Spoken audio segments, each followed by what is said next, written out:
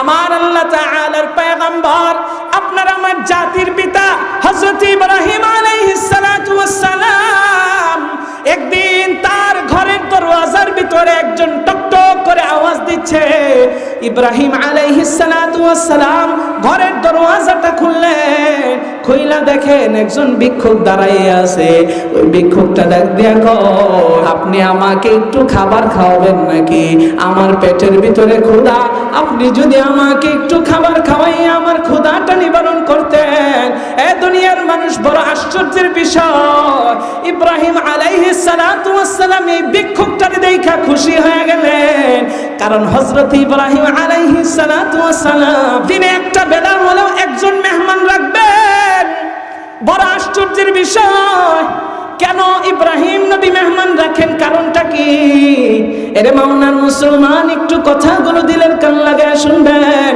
হযরত ইব্রাহিম আলাইহিস সালাতু ওয়াস সালাম মেহমান রাখতেন এই কারণে, কারণ আল্লাহ তাআলা যেই ব্যক্তিরে পছন্দ করেন, আল্লাহ যেই ঘরওয়ালাকে পছন্দ করেন, সেই ঘরের ভিতরে আল্লাহ মেহমান পাঠায়া দেন। শুধু তাই নয়, আমার আপনার নবী বিশ্ব নবী রাহমাতুল লিল আলামিন বলেন, মেহমানের এত ফজিলত, মেহমানদারির এত ফজিলত, আল্লাহ তাআলা তিন ধরনের ব্যক্তিকে পছন্দ করলে আল্লাহ তিনটা জিনিস পাঠান।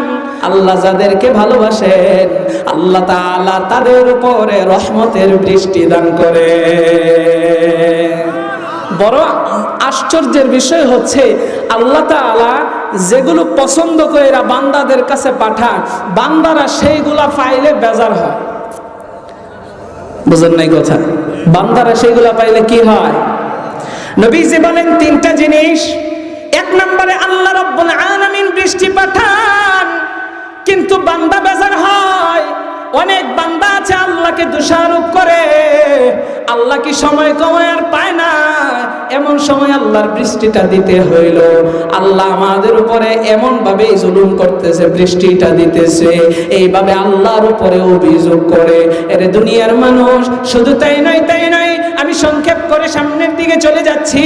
আমার আপনার নবী, মায়ার নবী, দয়ার নবী 2 নম্বরে জানায় দেয়, আমার আল্লাহ রাব্বুল আলামিন যেই ঘরওয়ালাকে পছন্দ করে, আমার আল্লাহ রাব্বুল আলামিন সেই ঘরের ভিতরে কন্যা সন্তান দান করেন।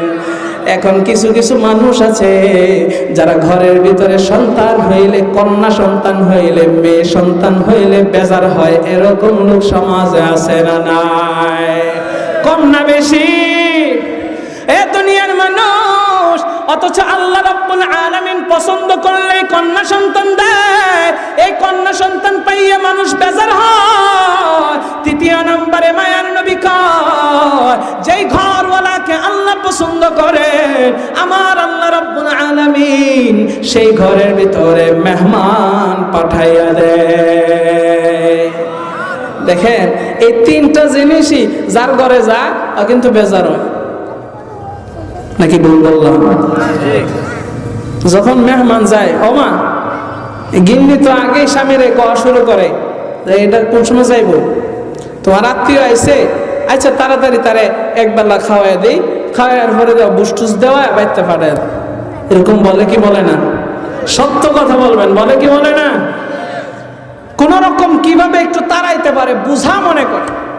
অথচ আল্লাহ তাআলা এই মেহমানের ফজিলত এত রেখেছেন, এই মেহমানদারিতার কারণে আমার আল্লাহ তাআলা যেই ঘরের ভিতরে মেহমান পাঠান, ওই ঘরের ভিতরে আল্লাহ তাআলা যতগুলো লোক আছে সমস্ত লোকের রিজিকটাকে আল্লাহ তাআলা বাড়ায়া দেয়।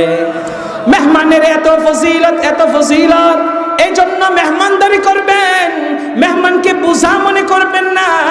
এর দুনিয়ার মানুষ, আমার আপনার নবী, মায়ার নবী রাহমাতুল লিল আলামিন, তিনিও কিন্তু মেহমানদারিতা পরায়ণতা ছিলেন।